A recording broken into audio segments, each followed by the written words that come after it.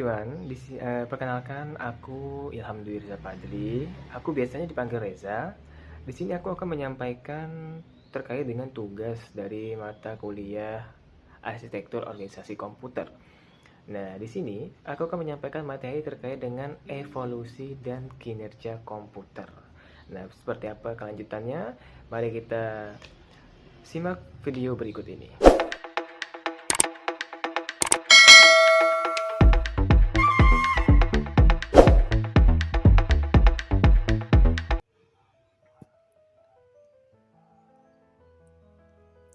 Sejarah singkat komputer. Sejak dahulu kala, proses pengolahan data telah dilakukan oleh manusia. Manusia juga menemukan alat-alat mekanik dan elektronik untuk bisa membantu hal-hal yang dibutuhkan oleh manusia.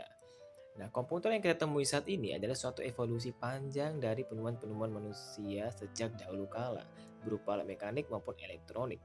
Nah, komputer yang ada sekarang memiliki kemampuan yang lebih dari sekedar perhitungan matematika biasa. Di antaranya seperti sistem komputer di kasar supermarket yang mampu membaca kode program belanjaan, bahkan sentral telepon yang menangani jutaan panggilan dan juga komunikasi, jaringan komputer dan juga internet yang menghubungkan berbagai tempat di seluruh dunia.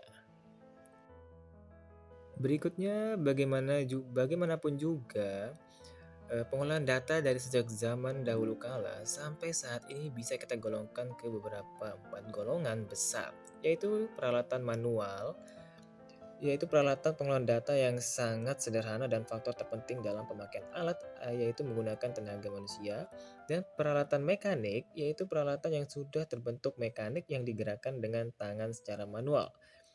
Dan selanjutnya peralatan mekanik elektronik, yaitu peralatan mekanik yang digerakkan secara otomatis oleh motor elektronik, dan peralatan elektronik yaitu peralatan yang cara kerjanya itu secara elektronik penuh.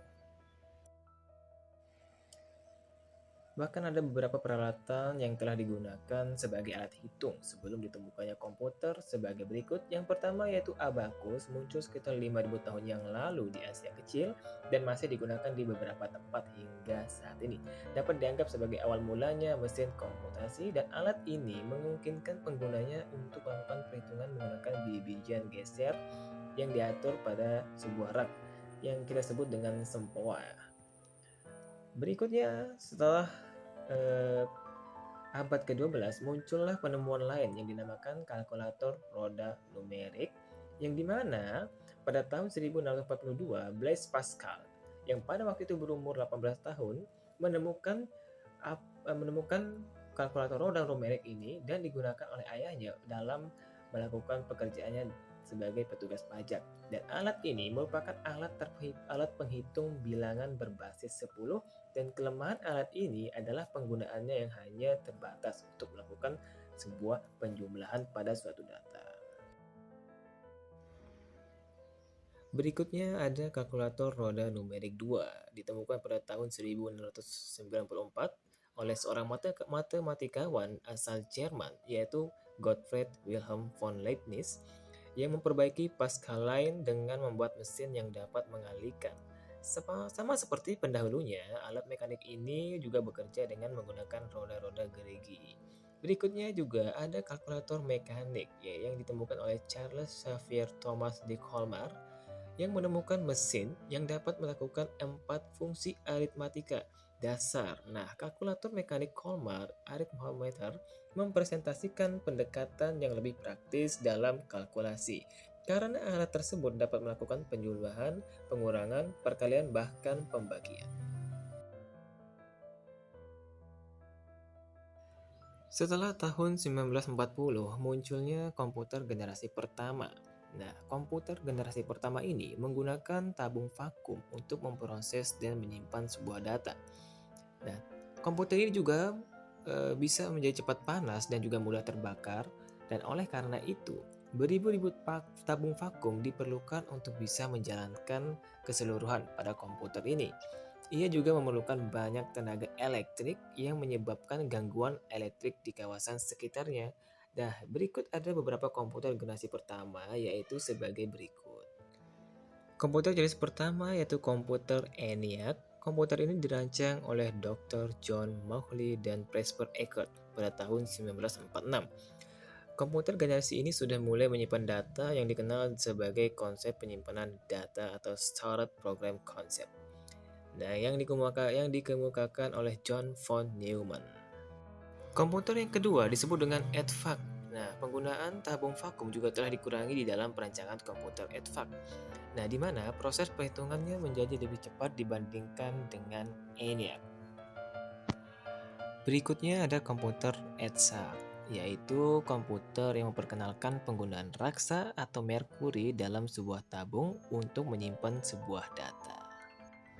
Dan yang keempat ada komputer UNIVAC 1 komputer. Nah, pada tahun 1951, Dr. Moseley dan Eckert menciptakan UNIVAC 1 yaitu Universal Automatic Calculator.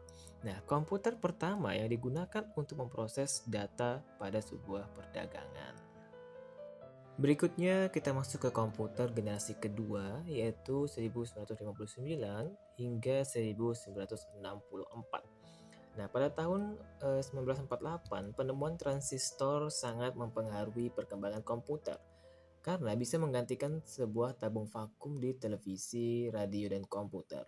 Akibatnya adalah ukuran mesin-mesin elektrik berkurang drastis. Transistor mulai digunakan di dalam komputer pada tahun 56. Penemuan lain yang berupa pengembangan memori inti magnetik membantu pengembangan komputer generasi kedua yang lebih kecil dan lebih cepat, dan bahkan lebih dapat diandalkan dan menghemat energi dibandingkan dengan para pendahulunya. Dan mesin pertama yang memanfaatkan teknologi baru ini adalah superkomputer, dan IBM bahkan membuat sebuah superkomputer yang bernama Street dan juga Sprayran, dan membuat sebuah komputer yang bernama LARC. Dan komputer-komputer ini yang dikembangkan untuk laboratorium energi atom dan dapat menangani data dalam jumlah yang cukup besar. Pada komputer generasi ketiga ini, pada tahun 1964 hingga awal tahun 80-an, sudah menggunakan IC, yaitu mengkombinasikan 3 komponen elektronik dalam sebuah piringan silikon kecil yang terbuat dari pasir kuarsa. Sehingga para ilmuwan kemudian berhasil memasukkan lebih banyak komponen-komponen ke dalam suatu chip tunggal yang disebut dengan semikonduktor. Dan hasilnya adalah komputer menjadi semakin kecil karena komponen-komponen dapat didapatkan dalam sebuah chip. Nah, kemajuan komputer generasi ketiga ini juga menggunakan sistem operasi atau operating system yang memungkinkan mesin untuk menjalankan berbagai program yang berbeda secara serentak dengan sebuah program utama yang memonitoring dan mengkoordinasi memori komputer. Pada komputer generasi keempat hingga saat ini, munculnya komputer generasi keempat ditandai dengan munculnya mikroprosesor yang dikutip dari Britannica pada pertengahan 1960-an hingga awal 70-an. Fairchild Semiconductor Corporation dan Texas Instruments Incorporated adalah salah satu produsen IC terkemuka. Setiap tahunnya, kedua perusahaan tersebut selalu meningkatkan jumlah IC dan komponen elektronik lainnya ke dalam chip silikon tunggal. Nah, sejak saat jumlah komponen meningkat menjadi ribuan chip, tersebut mulai disebut dengan Large Scale Integration Chip atau LSI. Penggunaan LSI ke komputer disebut dengan komputer generasi keempat. Dengan penemuan mikroprosesor ini adalah puncak dari komputer generasi keempat. Sehingga perkembangan komputer pada generasi keempat ini sudah dapat menggunakan beberapa komponen seperti zaman sekarang.